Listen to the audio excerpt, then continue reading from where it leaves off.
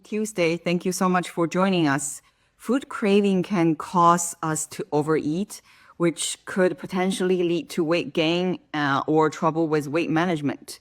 And for many of us, food can be a source of comfort. In times of stress, we may start to crave certain foods and then overindulge with them.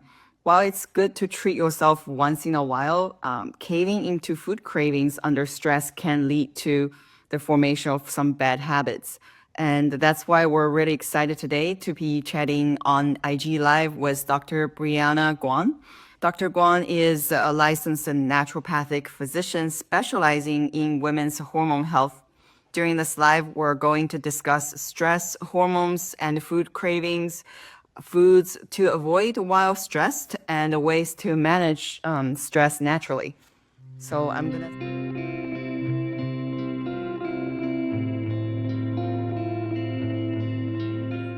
Yay, here you are. Hi, Dr. Guan. Hi. Hi. How are you? Good. I'm doing great. How are you doing? Very, very good. Thank you so much for taking the time to join us today. Oh, I'm so excited. I really appreciate the opportunity. Tell us a little bit about yourself, like how you decide to become a naturopathic physician. Yeah. I was doing pre-med and I was learning and enjoying everything and also struggling with my own health concerns. So went on the birth control pill when I was 14. And then, when I was older, I wanted to go off of it. But when I went off, my period didn't come back. And so I was seeing gynecologists and doctors, and everyone was saying everything's fine, but just go back on the pill. And I was looking for answers and also finding gaps in medicine. Like, where's the human part of this science picture? I felt like there was a gaping hole, and just really looking for answers led me to find naturopathic medicine where they were looking at the whole person. And so that just really inspired me to find other ways of addressing complex health issues. How do you think your, own life experience can help you be a good physician to your patient? I think having an experience where you are struggling with your own health and looking for answers and not finding the support that you're looking for helps me understand my client's motivation to get answers, to get to the root of the issue. Not everyone wants to just cover up their symptoms with a band-aid. They want to actually find healing. They want to be healthy and better.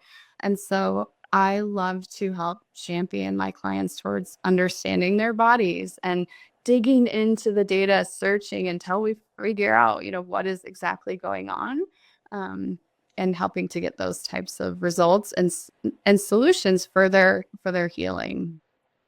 Amazing. So today we're talking about stress and food cravings. So both of which are like regulated by hormones. Could you like start by explaining, what hormones are and how they actually influence the body? Yeah. I love hormones. I was trying to think about which one is my favorite. It's hard to choose. They're all so great. But hormones are messengers in our body. They communicate, about the state of the environment or what we're experiencing. So simply messengers that are secreted from some part of the body, they travel somewhere else and say, hey, we need to bring something back into balance, or we need to regulate this. So can you modify, production of some substance or something like the thyroid hormone um, is regulated by thyroid stimulating hormone produced by the brain. So the brain makes TSH travels in the bloodstream, and it tells the thyroid, hey, we don't have enough thyroid hormone present. Can you upregulate? And then the thyroid will respond and make more thyroid hormones. So hormones are really messengers and communicators. Yeah, they sound really complicated because I felt like just reading about thyroid, it's literally connects to every function and every other parts, and it's quite complicated. Yes. Yeah. They're all a web, and they all, because nothing works in isolation. So all the hormones are like a symphony playing all the time, right? Adjusting to the tones and the rhythms of our day. It's really fascinating. I feel this is also a fundamental difference between naturopathic medicine and a traditional Western medicine. You just mentioned that hormones works like a symphony. I felt like naturopathic medicine also like kind of like a symphony, looking at your body as a symphony rather than just like taking one part, like the Western medicine approach. Just look at that and then be done. Right. Right. It's fascinating to see all the relationships between how we encounter our environment and then our behavior and our thoughts. All of these things about our physiology are impacted and impacting one another. Is this the connection between hormone and stress? Why is there a connection between hormone and stress? Yeah. Our body always wants to find a place of balance. And so when we encounter stressors, there's an imbalance. Can we cope with the stress? So our hormonal system will respond to help us deal with or manage the stressor or the imbalance that we're facing. And so you can see an upregulation of norepinephrine, epinephrine, adrenaline to help you run from the bear, right? Or cortisol levels can go up, your stress hormone, when you're under prolonged stress or short-term stress. So our hormones help assist the body functions to deal with the stressors that we're encountering. So what happens to our bodies if we are under chronic stress? Yeah, it's so connected to a lot of the chronic diseases that we see today. So what happens with prolonged stresses, we often see rises in cortisol levels, which can end up changing a lot of our normal body functioning. So we can see prolonged elevations of glucose or abdominal weight gain. We can see chronic levels of inflammation. We actually start to see brain changes. The prefrontal cortex can begin to shrink and not function as well, leading to depression, behavioral changes. Psychiatric disorders from prolonged stress can increase the likelihood of this. Increases in inflammation for heart disease. And so it really starts to tear at the fabric of our health when we're under these prolonged situational stressors. And today we're talking about stress and food craving. So, for many people, stress can actually reduce the urge for food cravings. Why is that? Like for me, it's like the opposite. Most people that I know is the opposite, but there are individuals who, under times of stress, they don't think about food. They often tend to be very occupied with the stressor and finding relief from it.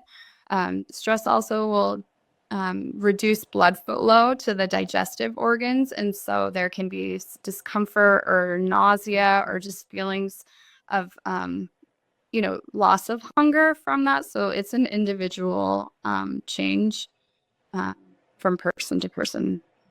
So how can stress then can cause you from, not wanting to want to eat to suddenly like having food cravings? Mm-hmm. Yeah, when you're running from the bear and you used up all your energy, all that stress hormone starts to go back down, then all of a sudden that hunger can rise up to restore or replenish, perhaps if you've not been eating or have used a lot of calories. You can also get cravings to help to soothe yourself. So you've had this huge stress and now you just would really like some comfort. And so, you know, carbohydrates can sound really amazing to help self-soothe. Like the end of the day, often people will want to go home and have a snack, to be like, oh, I'm going to relax now. And so they can help us create different sensations too. What type of food craving are typically, triggered by ongoing stress? With ongoing stress, we're going to crave more high caloric foods, which gets us into a lot of problems. So your high carbohydrate foods, high fat foods, high sugar foods, and very salty foods. So sweet and salty.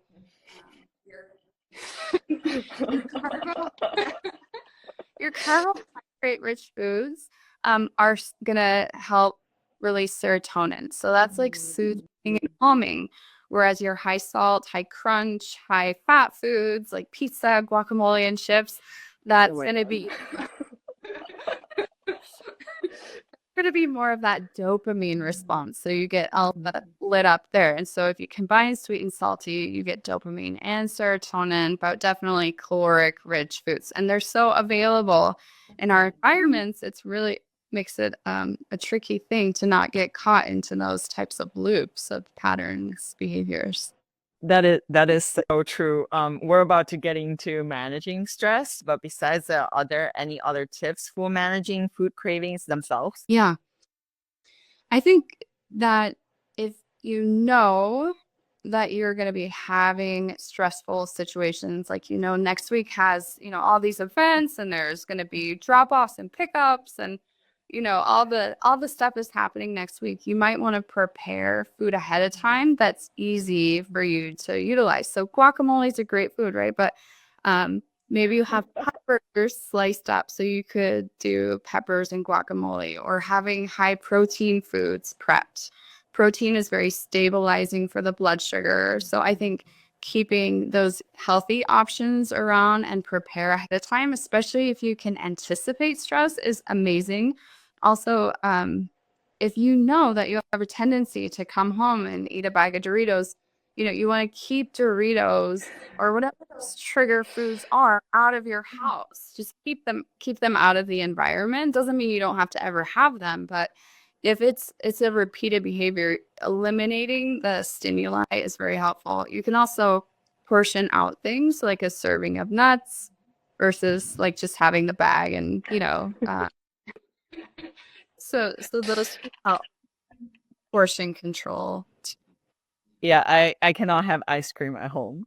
Like I felt like if I'm stressed, I could just eat a whole tub of ice cream. Now it makes like total sense. Before I just understanding, yes, carb and fat, but now that you mentioned like how their increase serotonin and dopamine makes so much sense. Yes. Yeah. Yeah. I think Um, tracking your food too, like calories, if you see the numbers, or wearing a glucose monitor, like an app for tracking calories is very helpful, or the glucose monitors really give you that data that's like, wow, it kind of puts the brakes on things too if you have the awareness. Yeah. Mhm. Now we're going to discuss stress management. So you had a really great post about using music therapy. So how can music be beneficial for stress? Yeah. Music is amazing for modulating our mood and providing those stress reductions. So in that post, there was a study of people undergoing heart surgery, and so they were given music before, during, and after their procedures, and the other group didn't get the music therapy. And the ones who got the music therapy had reduced levels of cortisol. And so we can utilize that by having our phones playing music in the background. You can engage with the music, right? And you're going to get more of the benefits as you hum along or sing or just actively listen. But even if it's just passively playing in the background, you're still going to get the benefits from that. And you can change it up too. Like if 5 o'clock making dinner is like the stressful time in your home, you can blast some like really exciting music, or take music with you when you exercise to help, go faster, or you want to slow down, slow music. So we can really, I don't think we take advantage enough of music to really, I mean, some music is inspiring too, right? Like you're having a bad day, there's lift you up music. So many ways we can utilize it for managing stress. I also find it really interesting. Many years ago, you kind of just listened to music yourself. It wasn't like really putting music therapy, a term that wasn't like, didn't feel as scientifically valid. But now we actually have so much research showing music actually matters. And then you can even go to a music therapist to get help. Yes, that's so true. Yeah, there's so much research on music, causing growth of plants and all these different ways that sound is impacting us on different levels. It's fascinating. So I know sleep also plays a huge role in terms of stress management. So what are some ways to support a restful nights of sleep? Sleep is a time where our cortisol drops down and our melatonin goes up. They're on a teeter-totter with each other. And so lowering cortisol is a really great way to get a good night's sleep. And getting a good night's sleep is a great way to reduce cortisol the next day. So ways that you can support your sleep, there are so many. I think having sleep hygiene, a good sleep environment is one of the most beneficial things that we can do. So making that environment cool is helpful for sleep. Eliminating light is something that is super important, like a night light that has electric light coming out, or if your curtains aren't very dark, or if there's any hallway lights, or try to minimize light as much as possible so your room is dark. If you hold your hand up in front of you and you can see it at night, your room is too light, and so you're not going to get that good melatonin production. So that room hygiene. You also want to minimize noise, because noise, like traffic noise or airplane noises, can increase cortisol for us, and it's just background noise. So you could have soothing music sounds or like nature sounds, or try to buffer noises in your room. And then clean air would be another really good way to support sleep. So an air purifier that's as quiet as possible would be would be a great way. And then you can journal before you go to bed. You can taking a bath before you go to bed, or a shower gives better sleep. Drink a cup of chamomile tea, GABA, theanine, 5-HTP, lavender essential oil on your pillow.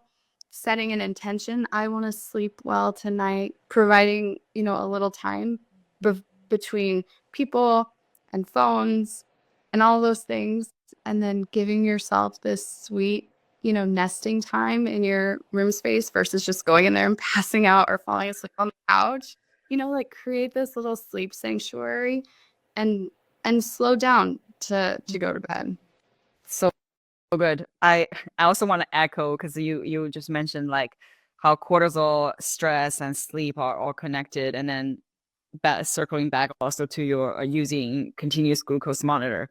So I studied these before, but I it didn't really click until you actually see your numbers. And so when I used the continuous glucose monitor, I was exactly able to see what kind of food is like spiking my sugar.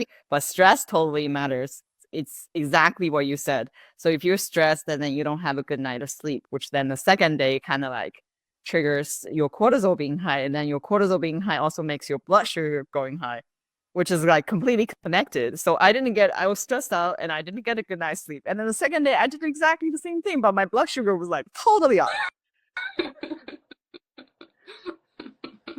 Yeah, which was like super amazing. So it's all like a tying up together. Yes, it is. I really think that the way that we manage stress, the way that we regulate those serotonin and dopamine, absolutely impacts all of our life. So you can tell a lot about how someone's going to feel, their happiness, their peace, etc., by how they modulate those stress hormones. What are the strategies that they use to modulate stress? And then you're going to know exactly if you modulate stress with donuts, your life is going to be a certain way, right? If you modulate stress with good sleep, exercise, healthy food, your life is going to be a certain way. It really, stress is something in our modern environments that's so pervasive, right? We have to have these smart strategies, because it's going to impact the way that we, end up, what hormone messengers are present in our body and how we feel every day. Absolutely. So how can someone work with you? I have a practice that's Boston based, so I can see people in office or also remotely, from wherever. I have a website where you can learn about the services. I work with women who are having hormone issues and want to optimize their health. Amazing. Anything else you'd like to share? I think one of the most important things for stress management is really exercise. The So movement, especially outside, nature exposure, but exercise will correct the imbalances in our neurochemistry. So our brains aren't shrinking. So we can build new neural pathways. So we can modulate inflammation and maintain muscle mass and keep hormone balance. I think exercise is totally underappreciated, most important medicine for stress management. It's really amazing. We're gonna have to well, first, thank you so much for sharing everything. Everything was explained super well. I feel like everyone needs to watch this episode, and I want to go back and then watch the second time. And we would absolutely love to invite you back to talk about how to actually get, because we get questions from others that when people are on birth control, they offer birth control. How do you make this transition and balancing your hormone? Oh, and many are, I guess, had a similar case that they stop taking birth control, their period doesn't come back. But then everyone's in the stage of trying to get pregnant, staying pregnant, and have healthy pregnancy, which makes this transition really, really important. So we would love to have you back and chat more. Oh, I'd love to get the opportunity to chat with you more, Jenna. That'd be amazing. Yeah. Thank you so much. Thank you so much for sharing everything. Until next time, Yeah. Thank have you. a good day. You too. Bye.